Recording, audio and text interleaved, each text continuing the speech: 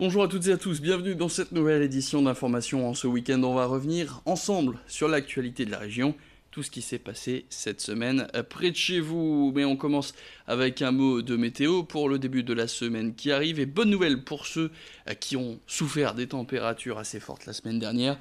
Le thermomètre va baisser de quelques degrés pour le début de semaine prochaine.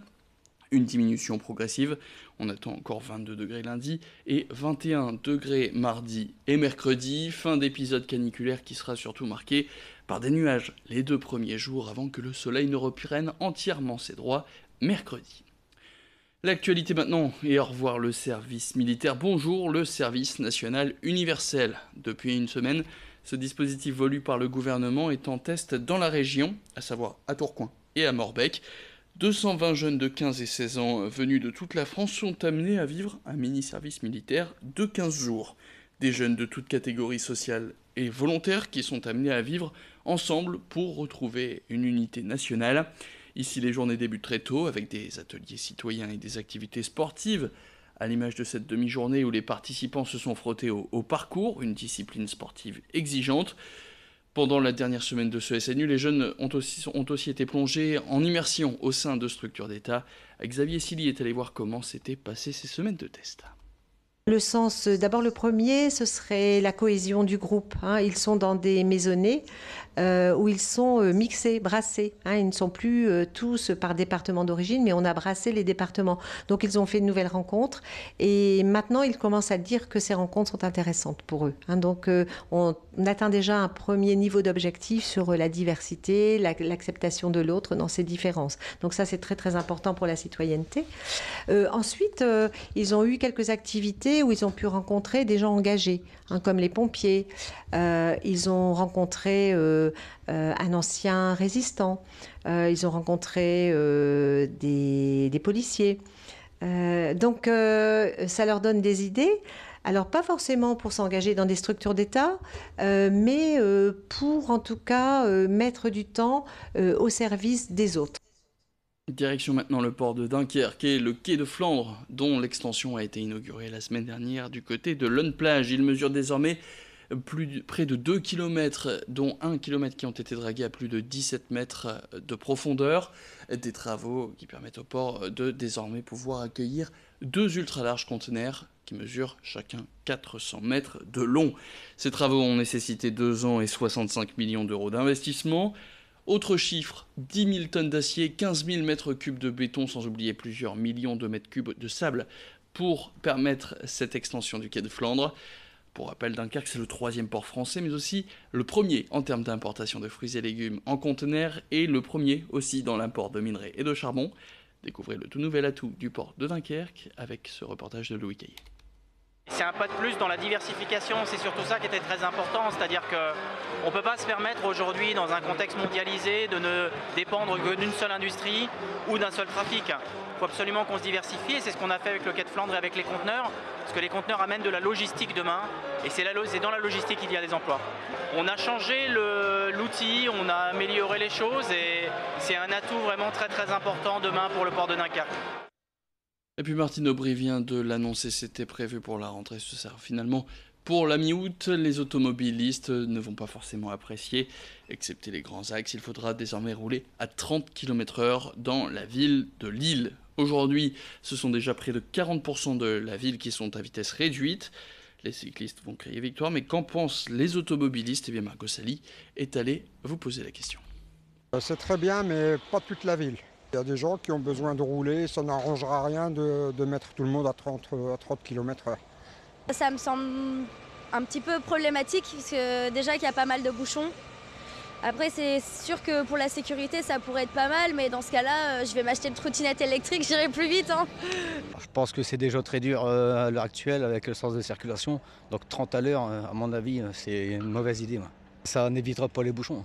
Je pense que c'est indispensable parce que vu la pollution, je crois qu'il faut s'adapter maintenant au changement climatique, au changement de circulation, de vie et tout. Et je trouve que c'est pas plus mal et peut-être laisser plus de place aux piétons et aux vélos. Et pour certains, juillet commence, mais les vacances sont déjà finies. Les joueurs de l'USBCO et de l'USLD, les deux clubs de football du littoral qui évoluent en national cette année encore, sont donc de retour dans leur centre d'entraînement depuis lundi. Les supporters ont pu découvrir les joueurs qui ont rejoint leur club de cœur. Nouveaux joueurs et nouveau staff même pour l'USBCO, le club de football de Boulogne-sur-Mer. Vous le savez, Olivier Frappoli a été libéré de son contrat direction à Laval. C'est Laurent Guyot qui est de retour à la Loire au Cri, 10 ans après avoir dirigé le club lorsqu'il évoluait en Ligue 1. Depuis, les Rouges et Noirs sont descendus de 2 divisions et Laurent Guyot a tenté plusieurs expériences au Canada et en Belgique. Écoutez-le tout de suite. Je m'inscris dans un projet qui a été mis en place par Reynold Delatte, le président, depuis qu'il a repris le club. L'objectif, c'était la montée en 3 ans.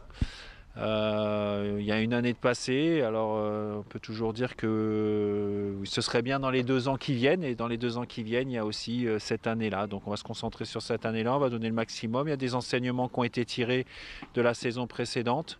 Moi, je veux m'inscrire dans la continuité du travail qui a été fait précédemment et m'appuyer beaucoup sur Aurélien Capou par rapport à la connaissance des joueurs. Nouveau coach et un groupe modifié cette année. 6 joueurs ont rejoint l'effectif maritime, à l'image de Maëlilien, un ancien de Concarneau qu'on écoute tout de suite.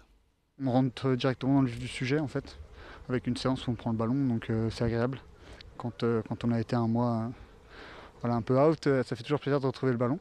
Et non, bonnes impressions, les collègues, je commence à les découvrir, forcément, c'est tout nouveau pour eux, pour moi aussi, donc bonnes impressions. Moi, je viens apporter ce que je sais faire, en tout cas, tout ce que moi, on met sur le terrain, moi, je respecterai les consignes du coach et des coéquipiers aussi, c'est très important, donc moi, je serai là pour apporter ce que je sais faire. Alors, je sais pas si je peux apporter mieux que l'année de saison, je sais pas, mais en tout cas, je ferai tout ce que je peux. Et puis on termine avec ce témoignage et cet appel au don. Elle s'appelle Lauriane, c'est une jeune étudiante en comptabilité qui a recueilli Junior, un golden retriever de 8 mois qui risquait la paralysie et qui avait déjà connu 4 propriétaires avant elle. L'étudiante qui avait souscrit un emprunt pour s'acheter un ordinateur, mais l'argent lui a finalement servi à financer l'opération pour sauver son compagnon à 4 pattes. Des soins à 2500 € et une vie sauvée, mais une dette que la jeune femme va porter pendant 6 ans. Elle a donc demandé de l'aide en ligne via une cagnotte. Lauriane, je vous propose tout de suite de l'écouter au micro de Rémi Desremaux. J'ai décidé d'aller chercher Junior. Au départ, je devais y aller du vendredi soir, mais avec ma mère, on s'est dit qu'un jour de plus, c'était peut-être un jour de trop. Donc du coup, j'ai été le chercher du jeudi soir chez la personne qui l'avait recueilli en attendant de lui trouver une famille. Quand je l'ai pris, j'avais peur qu'il soit agressif ou craintif, qu'il ait un mauvais comportement, mais en fait, pas du tout. Il est super attachant. On a été voir le spécialiste de Ronchin, qui nous a dit qu'il avait une forte dysplasie des hanches et qu'il fallait l'opérer avant ses 8 mois. Le vétérinaire nous a fait un petit geste et nous a dit de prévoir 2500 €. J'avais le choix entre soit Junior, soit mon ordinateur et je me suis dit que c'était plus important une vie plutôt qu'un outil informatique duquel je peux quand même me passer, quoi. Si je le faisais pas, il pouvait être paralysé. Ou alors euthanasié si on le donnait à des associations comme la SPA. Je remercie tous les donateurs, tous les participants à la cagnotte. C'est vraiment grâce à ces personnes avec un très bon cœur que Junior a pu avoir une vie meilleure.